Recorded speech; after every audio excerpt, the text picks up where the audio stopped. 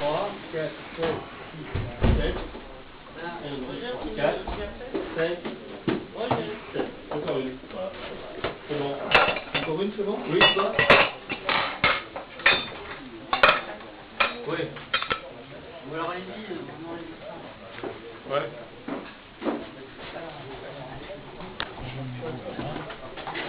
Roger?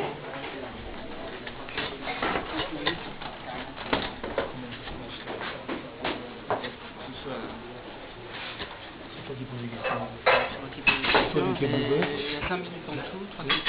Là, c'est le caméraman. Voilà. Et là, d'accord. Tu as commencé, Paul? Oui. Eh bien, chers internautes, bonsoir. Nous sommes de retour après une longue trêve estivale. Nous sommes de retour donc à la galerie La Terga, qui a une superbe exposition en ce moment, donc chez Sylvette Cohen. Bonjour Sylvette.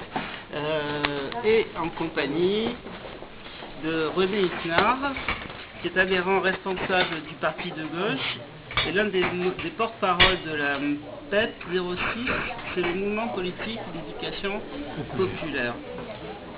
Donc le thème de ce soir, c'était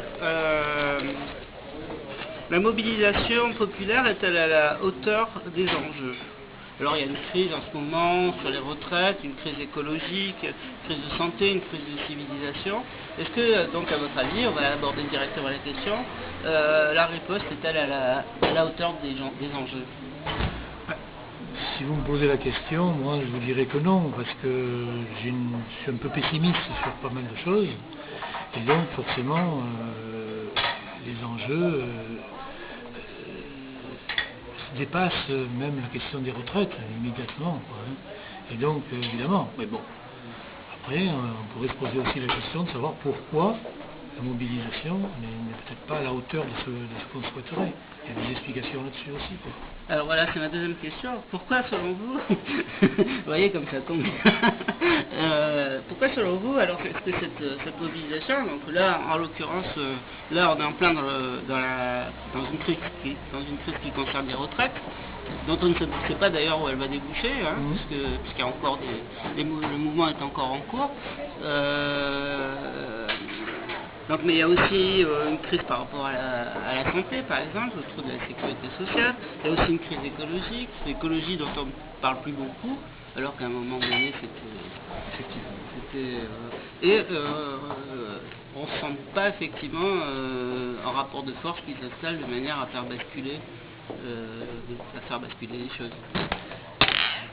Mais il faut, à mon avis, il y a plusieurs raisons à ça. Il y a une certaine résignation, peut-être, ambiante. Quand la République est à ce point pervertie, quelque part, dans nos sociétés, qui sont quand même des sociétés légalistes, quoi. On parlait à bâton rompu de l'Amérique du Sud, mais quand même se règle autrement, souvent dans certains pays, la violence ça pose un problème, quoi, parce que face à une résignation, on peut parler du traité constitutionnel, de la bataille du référendum en 2005, qui a été remporté, et puis finalement, qu'est-ce qui s'est passé? On a trouvé un moyen de passer outre le vote du peuple. Alors, beaucoup de gens finissent par se dire que ça ne sert plus à rien, il y a ça. Bon, il y a un matraquage énorme de la part des médias, qui sont aux mains de plus en plus de pouvoir. C'est pas facile, quoi. Et puis il y a peut-être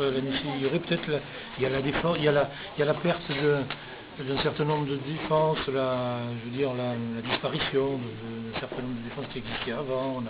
L'État, n'est-ce pas, n'a plus le même rôle. On lui dénie beaucoup de choses. Bon, les nations ont abandonné leurs prérogatives à une Europe souvent lointaine. Bon, tout ça fait que, et puis il y a peut-être le discours, ne pas aborder suffisamment de front les questions économiques, sociales, les questions de système, au profit simplement de rester dans un libéralisme de gauche ou de droite. C'est peut-être pas non plus très motivant à la longue, quoi, parce que les gens ont essayé beaucoup de choses, ils ont fini par essayer Sarkozy, la dernière fois, il s'est bien vendu, hein, quand même, il a fait beaucoup de promesses, hein, c'est assez rigolo. quand on lit je ferai ci, je ferai ça, ça devient comique, quoi. Bon, et ben voilà, donc peut-être ce sont les explications. Alors pourquoi selon vous, est-ce que nos élites, enfin les élites de ce pays, en fait, quel est leur but? En saccageant comme ça, on parlait des retraites, à la limite, de pas mal de domaines.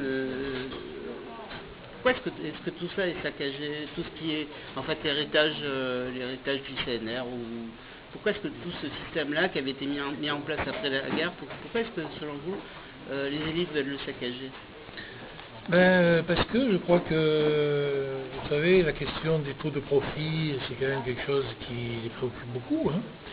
Et donc, pendant une certaine période, à la Libération, on faisait allusion à la Libération, les forces d'argent étaient quelque peu discréditées, il y a eu la collaboration, et bon. Et ensuite, il y a eu la reconstruction, les 30 Glorieuses, le travail et le travailleur avait une importance, je dirais, peut-être un peu stratégique, quoi. À l'époque, un ouvrier pouvait faire 2 journées, des fois, il y avait tellement de choses à faire.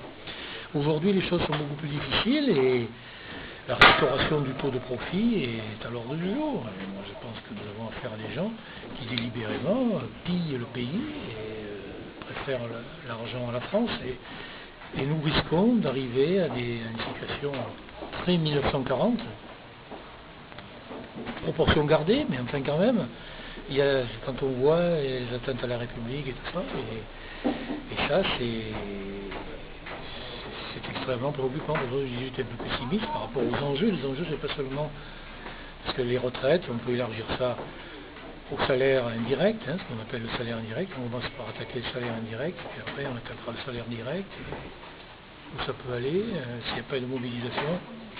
Enfin, d'autre part, les mobilisations, il ne faut pas se faire. Les mobilisations, quand ça va très mal, se feront, de toute façon. À mon avis. Hein. Ben, sur ce dernier mot optimiste, on va donner rendez-vous aux internautes le mois prochain. Premier mercredi du mois. Premier mercredi du mois. Au revoir. Au revoir. Merci. Merci à vous.